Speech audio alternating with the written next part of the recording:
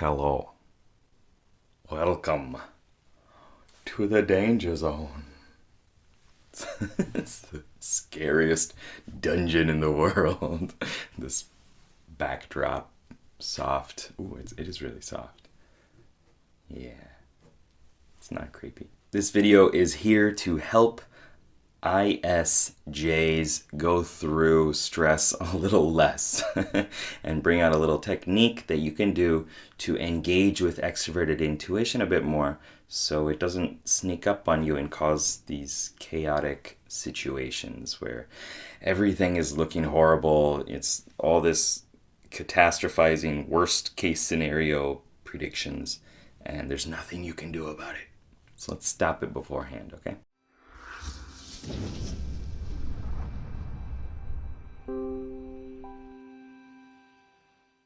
What's up, team? It's Sherman here from Geek Psychology. So once again, this is for introverted sensors dealing with extroverted intuition to de-stress. For me, this is something that I've used quite a bit too, actually, to engage more in extroverted intuition.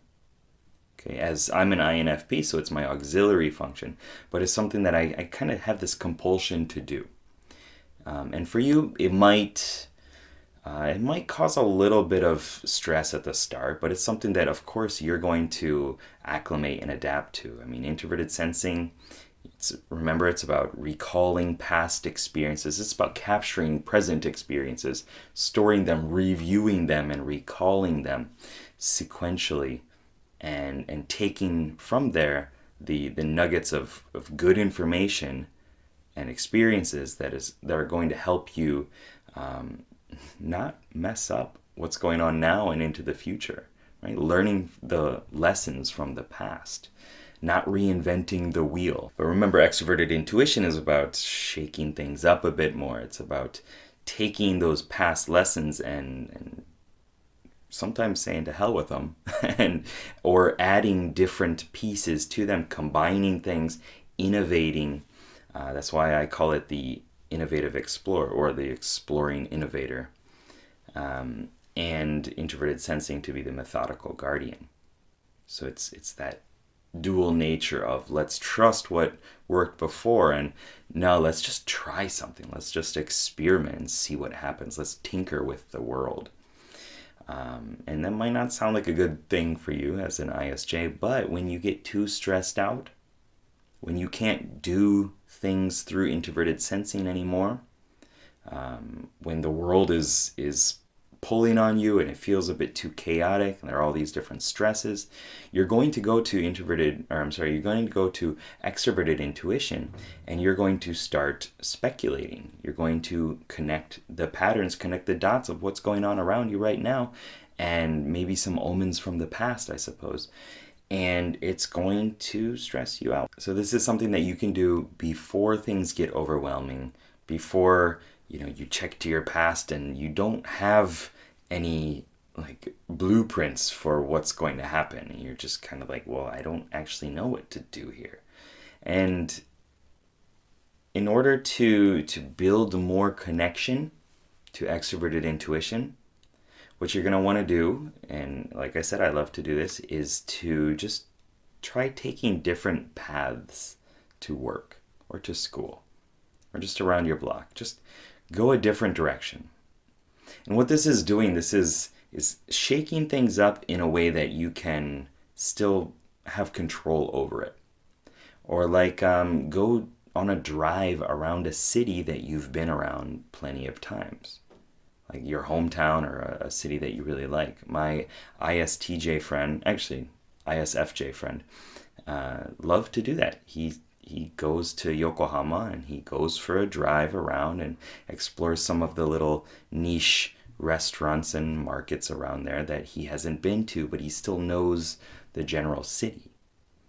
And so it's kind of like it's filling in the areas within the box and looking at more different pieces of it. Riding as many different types of roller coasters as you can. If you love roller coasters for whatever reason, that's an example of that.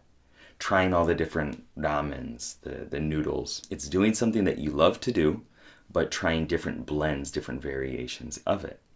And so also connected to that is, like I said, walking a different way to the store, driving a little bit of a different path to work. It's going to take you a little bit longer, but you actually might gain some new knowledge that might actually speed things up a bit. So you're just trying to explore a little bit more. And you can do that every day. It's not something that's going to take a half hour out of your day usually. It could, and that would be best. Like, the longer you can take with engaging in extroverted intuition in a way that you still feel comfortable with it is going to be good, because you're going to build more rapport with it. You're going to build a better connection. It's not going to come out in ways that are going to predict the worst case scenarios as much. Okay, and you're going to get more connection with your extroverted side, which is going to help your auxiliary function. So if you're an ISTJ, it's going to help with extroverted thinking, strategic commander kind of energy, or extroverted feeling, the unifying healer character. It's going to make it a little bit easier to engage with that. Okay, so that's it for this video. I hope it helped. Please let me know if you take this in and you do this. If you take a different path. If you try something new that you're going to like this general theme of stuff. You go to a restaurant that you like, they have good food, and you try something a little bit different from the menu. And you're gaining those experiences, getting a little bit of feedback from the outer world that you can then recall and review and reflect on, right? In your downtime, or the time, if you got downtime, in the time that you let your mind go where it's going to go, into your past experiences, and recall them. Okay, so please let me know down below if this helped and how it helped, and if you have any other tips, tricks, techniques that have helped you along your journey. Okay, keep up the lifelong questing. Good luck, have fun. Peace.